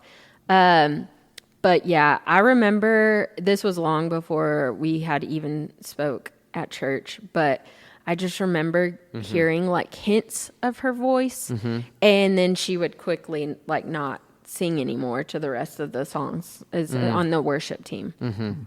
And I mean, I swear I go to church because I get those glimpses, because there's very few times that she sings that I don't cry when she's all there. Just because like there is just so much like effortless gifting. Yes, she's in that voice. She's freaking soulful. Like her voice is incredible, and she is very like she doesn't think anybody wants to hear it. Man, which is so funny. That proves what I'm saying. Yeah, for sure. Because when people at church, like Kat is awesome. Kat is so good, and we are all so used to being in that, and I guarantee like tons of people go to church just to hear Kat sing, and it's a good church. But anyway, but when Lindsay sings, it's like we have so many people who go to our church that have been there forever, and so when Lindsay kind of like lets go and sings, the crowd erupts, and it's because we're so happy that she's doing it a little more free than normal. But yeah, I'm like, how do you just not believe us when we're like, yes? Like I don't know. It is hard. Yeah, but and her and Tanner both have a really hard time saying no to things. So I'll have them up here singing stuff and doing a little show, and they don't say no about it. But it's not like something she's super proud of. Wow. But I feel like I have enough pride in her for the both of us. So it's like, have you been working on your album? Like, when are we going to hear that? So, but yeah. Have you ever sang publicly? No. I know that it's so difficult. We were talking about this yesterday, me and some people. Like, I know what needs to happen. Like when people are singing, whether it's a primary vocalist or like a background vocalist or whatever, I know what needs to be there. I can hear harmonies, I can hear all this stuff, but I just don't have the thing, and I know that I can't. Same. I have like a fairly, I know that my musical ability can support itself, but I know that I can't sing. You know what I mean? It's hard too as a guitarist or a bass player, just because for me, I'm a lot closer to what's in my head can come out of my hands on those instruments than I am what's in my head can come out of my voice. And that's not even close. Maybe if I spent a lot of years working on that, I could get somewhere reasonable, but I don't know. It's also interesting because tone has so much to do with it, more than just even technical pitch. Yes. And there's so many artists that I listen to, and there's songs that I love because the idea of the song is great, melodically or whatever. Just as a song, I love it and I believe in it. So I love the singing. But then when you stop and actually listen to it or think about it, you realize they don't really have an amazing voice. Yeah. I mean, they're kind of just working with what they have, but they knew how to exactly contextualize their voice to that song, and it fits and comes together so well. I can't really think of a great example right now, but even here's one. Oh, go ahead. the other day, and this is probably a poor example because this guy, I think he has a great voice. I don't know. I haven't seen a lot of live videos, but there's some James Bay songs that I really love. Oh, dude, Okay. sure. And as I was listening to, like, the one that I was really thinking of was Fade Out. It's very, and I know this is a stylistic choice. There's a lot of heavy vocal correction kind of auto-tune thing going on. But also it's like when you really listen, I feel like he's struggling to hit the pitch on some of those parts. And it totally doesn't matter because the song is amazing. And I Yeah. absolutely love it. And I've listened to it like a million times. Yeah. So it's just an interesting thing to think about. Yeah. You have those really amazing next level vocalists like the Adeles. Dude, I keep thinking about Yeba during this conversation. Oh man. Like, there's this video, the first exposure I ever had to Yeba. Do you know who this is? Nope. Oh, Alexis. I can't wait. The first video I ever saw of her was she's like in her pajamas and she's sitting on this couch singing a cappella Bridge Over Troubled Water. And then Jacob Collier did a like stitch with her and built this like, so it's her video. And then he has probably like 50 little Jacob Colliers where he's singing these crazy harmonies. And it, like, the first time I saw it, it's one of the only times that somebody's voice, like you were saying about Lindsay, has like moved me to tears because it was just so like just breathing for her. Oh, I can't wait. And then those videos of her at Electric Lady with Unbelievable. Questlove and Pino, like, effortless. I love that. So who are some of your favorite vocalists? Were you about to say something? No. I'm getting energized about No. this conversation. No, but Yeah. I would love to know some of your favorite vocalists. So I've been listening to a lot of First Aid Kit lately. Oh, dude. Oh, yeah. I love them. Yeah. And so is it Haim? You say it? Haim. Haim. Yeah. Okay. I think so. Haim. Chaim. I think you love gotta. them. So you like the indie chick thing. I do, and I think it's because, but also, if I could choose to sing to anything, it would be a guy's song, like the Work song from Hosier. Oh yeah. Oh, sure. Yeah. You say Hosier or you say Hosier? I think it's Hosier. Yeah. Yeah, I say Hosier even if it is Hosier. yeah, Because you I refuse. don't want to take that risk. Yeah. Because what if I'm wrong and I say Hosier? Right. That was one of my funner nights because Lindsay, she'll be like, no, just sing, and she can sing anything. The girl can play any instrument or whatever. So that was one of my favorite nights to go over to their house and Just listen to the yeah. her sing. Yeah. But we were singing the Work song, and it was like, I get to be who I want to be for like a second. Oh, that's fun. Love that. But yeah, and so If you like First Aid Kit, do you ever listen to the Staves? Do you know who the Staves No, are? I don't. They're very similar. So First Aid Kit is two, I don't know if they're sisters, two women, but First Aid Kit is three sisters okay, that just have like. I mean, Sorry. The Staves. Okay, the Staves, are yeah. three Staves are sisters. threes. Okay. And they just, I feel like there's this element of when people are related and they're singing together. oh yeah, sibling harmony. Sibling harmony. Ooh. They are so. The first song I ever heard of theirs was a cover of "I'm on Fire" by Bruce Springsteen, which is an amazing song. yeah. But they're like, I'll send you some stuff. Yeah, they're for sure. incredible. Sibling harmony is absolutely a thing. I pray for that. The Partridge Family. Yes, the Carters. I was joking, but sure. I don't know. I didn't know. Yeah. Maybe you did grow up with Partridge Family. That's funny. Willem, my daughter, is very, she writes her own music. She will easily sing a song in like usually 10 minutes long or whatever. And it's never the same song. She's just very musically gifted. She just has it in her bones. Yes. And Yeah. so my son, I feel like he has to have it because it is something I've prayed for. And I don't know. I have this like very detailed prayer that I prayed for my kids, and I put it in their baby book. Everything else has happened. Oh. So I'm like, Where's that musical gifting? Yeah. So he's been picking up the electric guitar lately. Nice. And the only reason that he wouldn't be into music is simply because me and Jordan want him to be. Oh, sure. And me and Jordan are both aware of that. Yeah. So we do not push music on him because it needs to be all him. It needs to be his idea. And even if he just sings alone in his bedroom someday, I feel like my prayer will have been answered. But he's been picking up the electric guitar lately, That's awesome. and he is very into it. And so I'm Very just cool. like, You got to take him to a Chili Pepper show. yeah. Like you and Jordan went to. Yeah. Have you taken your kids to a big show? Yes, I've taken them to they went to ACL with us. Whoa. And they do not care. They don't care at all. Really? They kind of cared when we went to see Surfaces in Denver. No, yeah, I think we were in Denver.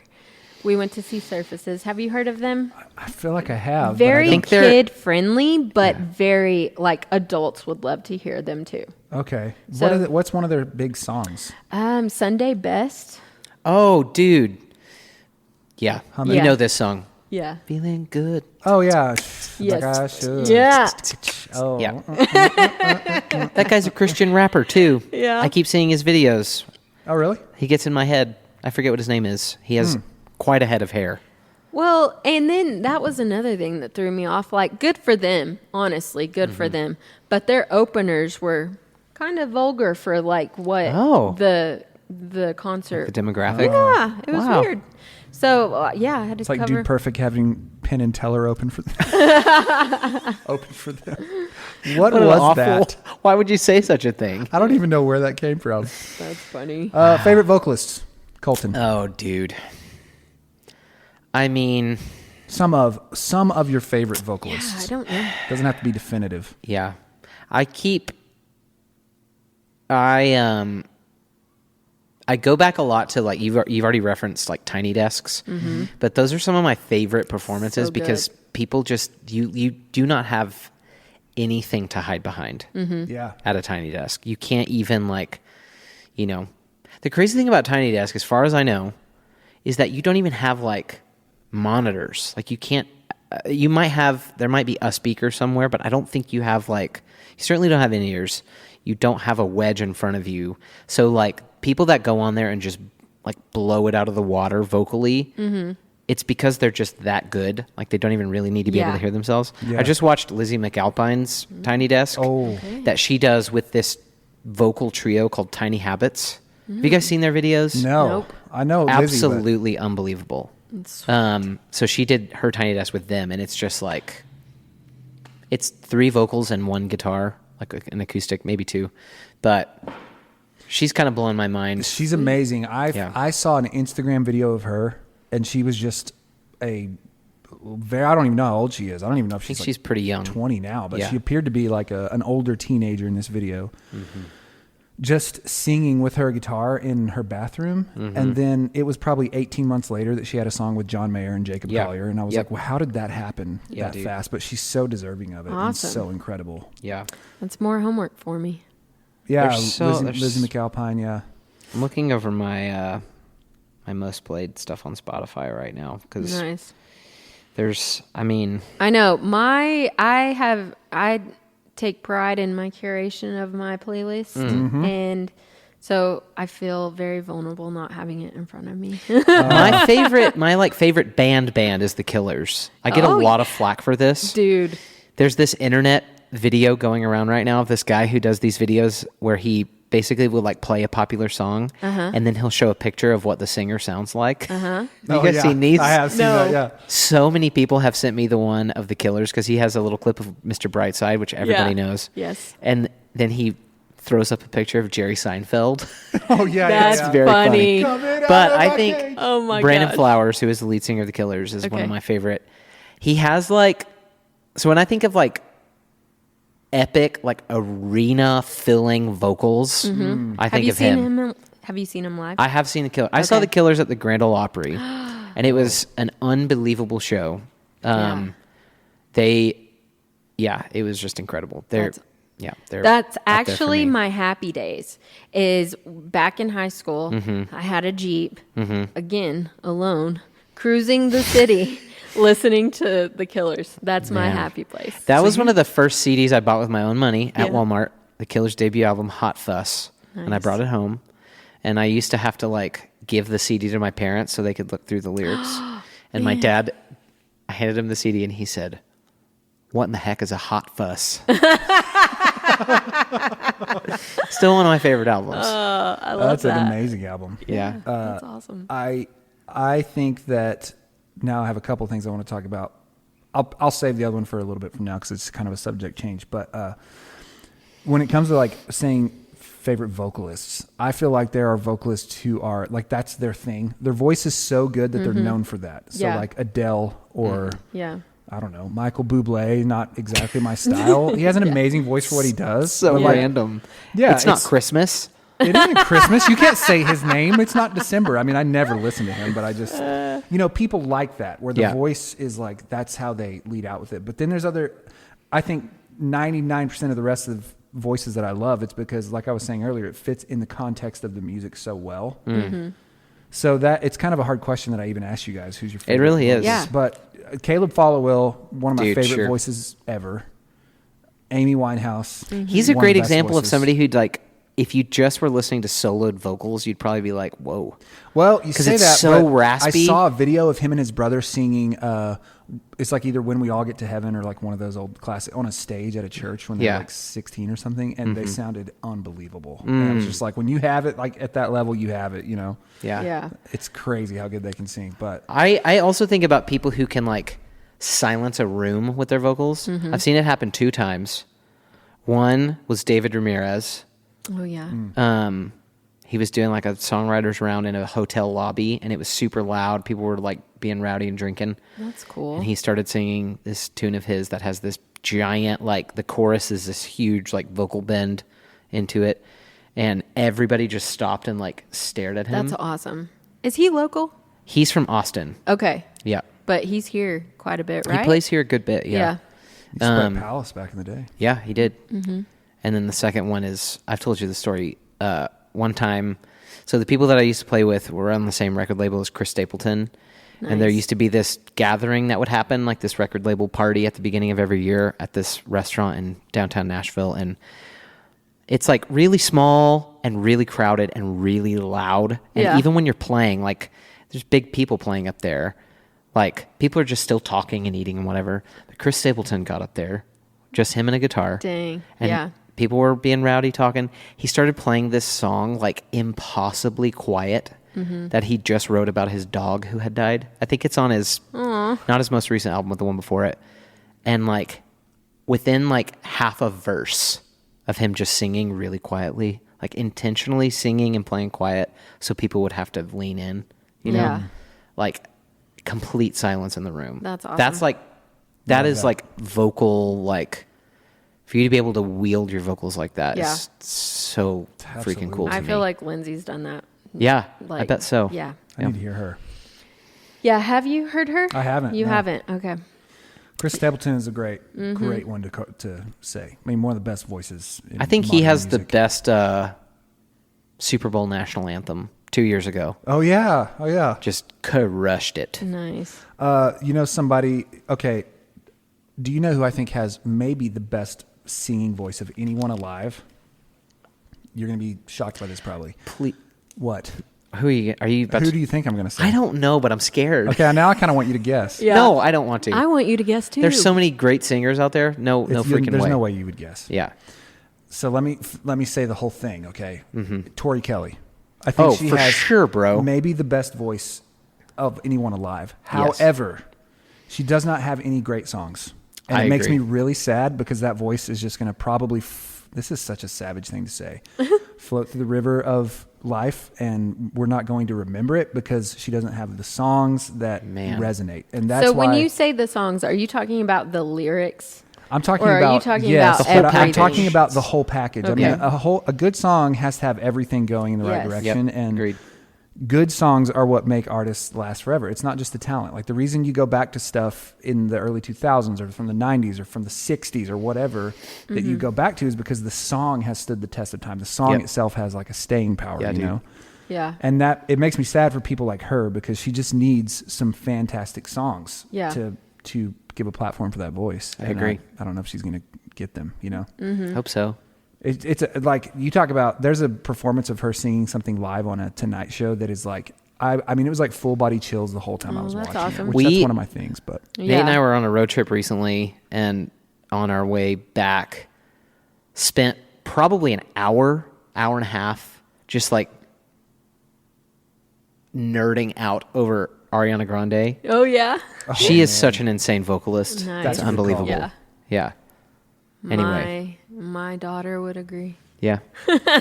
well, what I was going to say earlier, and maybe this will bring things full circle, Yeah. is you said, I remember listening to the Killers in my Jeep alone. Mm-hmm.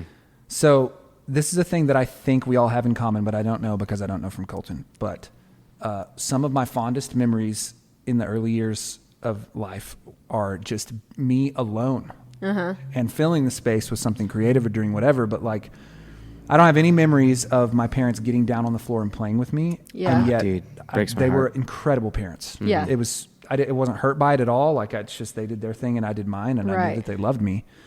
And it's just really interesting to think back on that. And so all of us having maybe, me less of all in a less pure sense, but all of us having somewhat of an only child experience growing up. Yeah.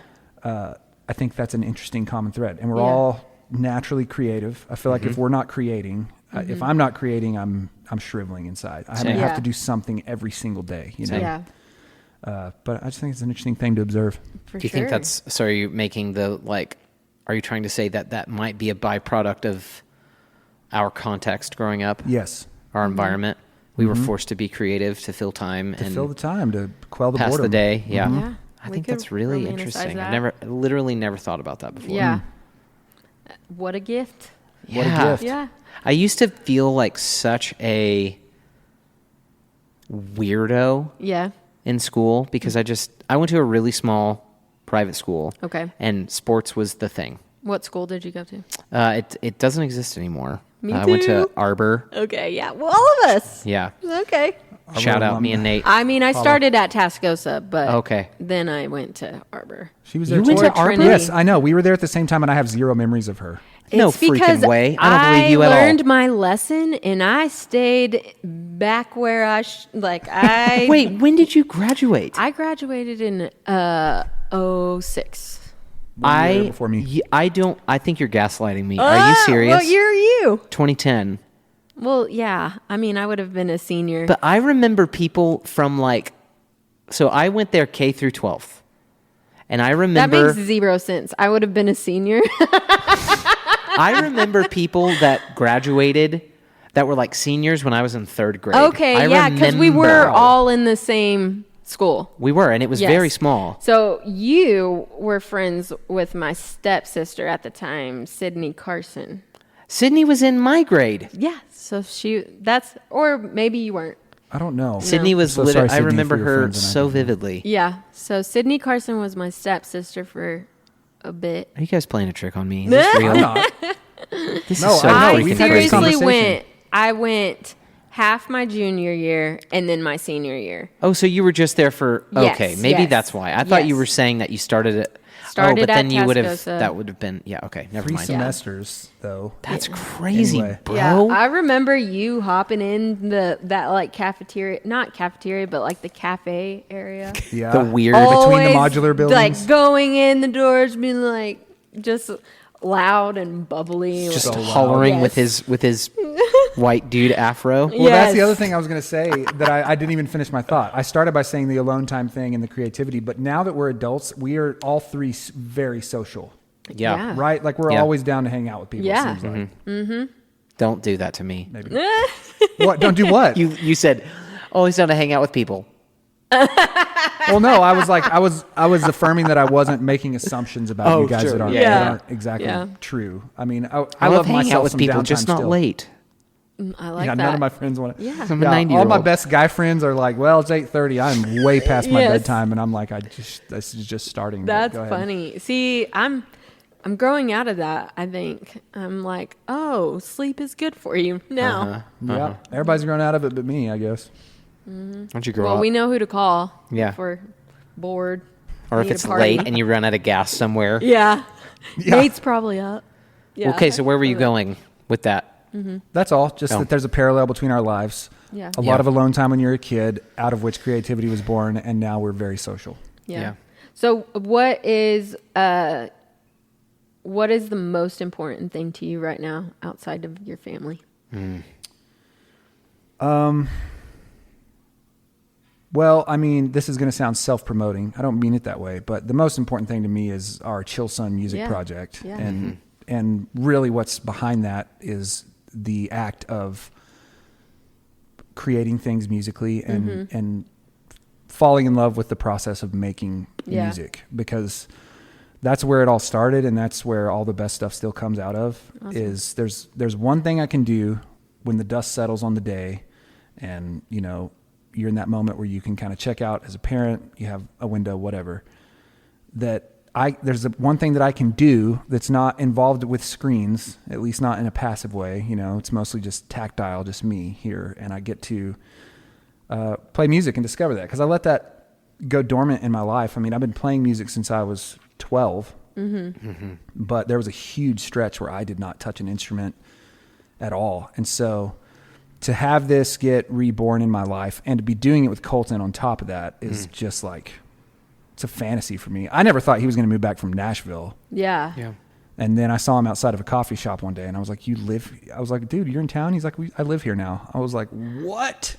That's awesome. And so then for us to, you know, shortly thereafter create a music project together, I feel like we're just beginning. But the most important thing to me is that act of making music, finding the highest potential of what I can write and make, and go through that process of nothing exists. Now we have an actual tune that we can play. This one's not so great.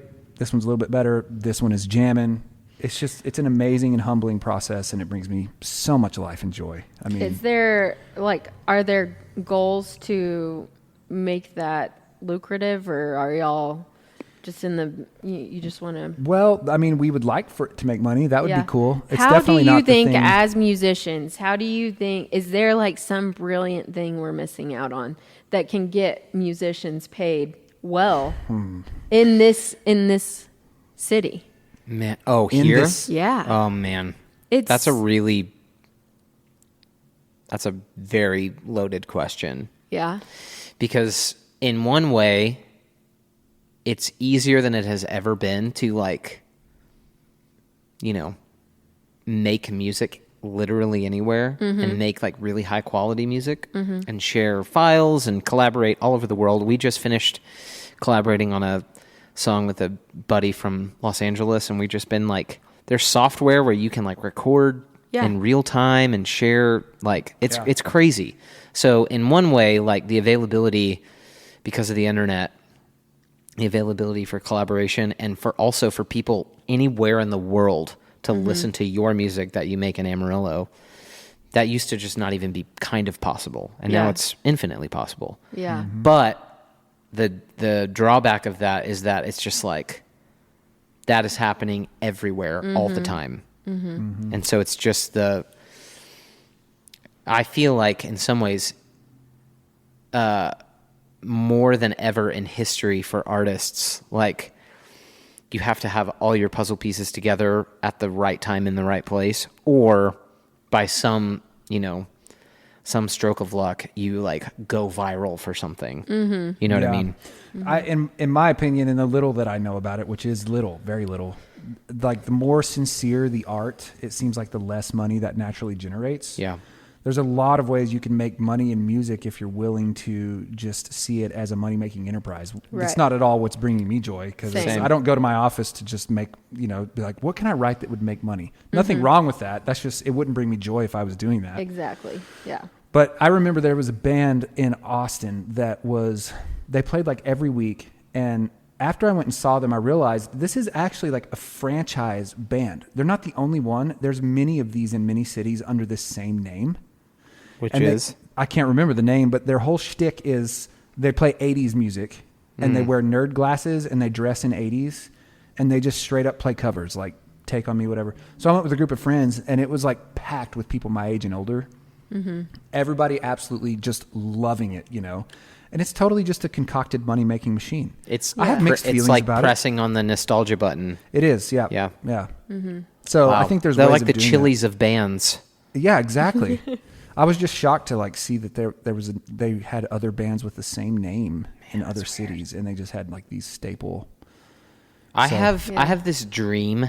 I was emailing with this guy the other day who was like trying to book a tour and like book a show in Amarillo at the church that I work at, and was emailing kind of back and forth with him, like, you know, figuring out if we could make it work or whatever. And I just have this dream for Amarillo to be like, not necessarily to like put Amarillo on the map, but like they're having been around the country like more times than I can count. There's something unique here. Yeah. That I just want other people to be able to take part in. Yeah.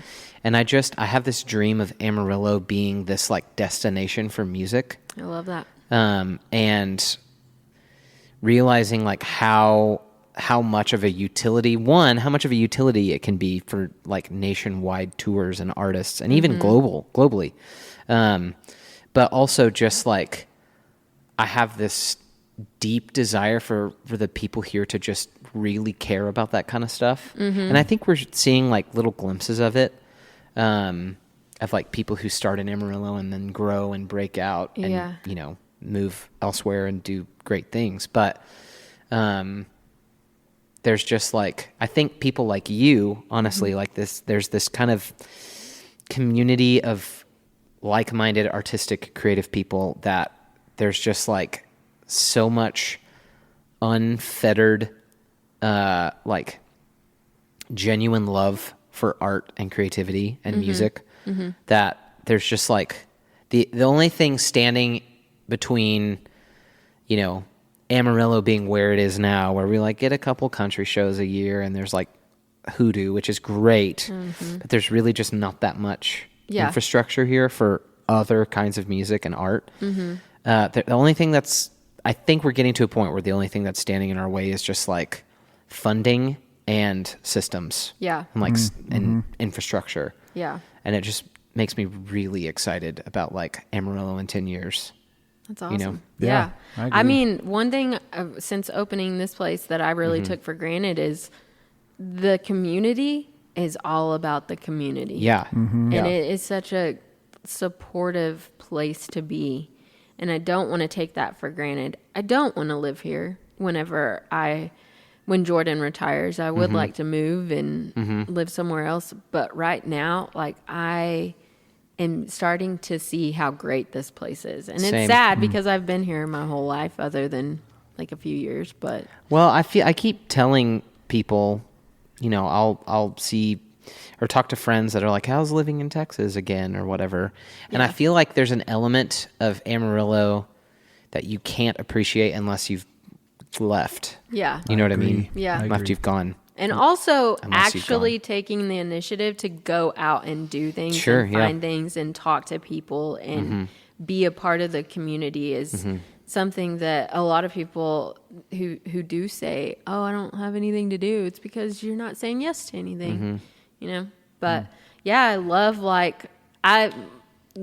last week we went to Golden Light and Smokey Joe's and love it. Like it's a good place to find music, but I do crave to be a place that like here at Stoex. I want this to be not really a bar scene kind of venue. Sure, yeah. And so that's my hope for this place, but well, I think you're already doing it. I mean, the fact that you hosted an Andy Squires show here like made my heart leap with joy.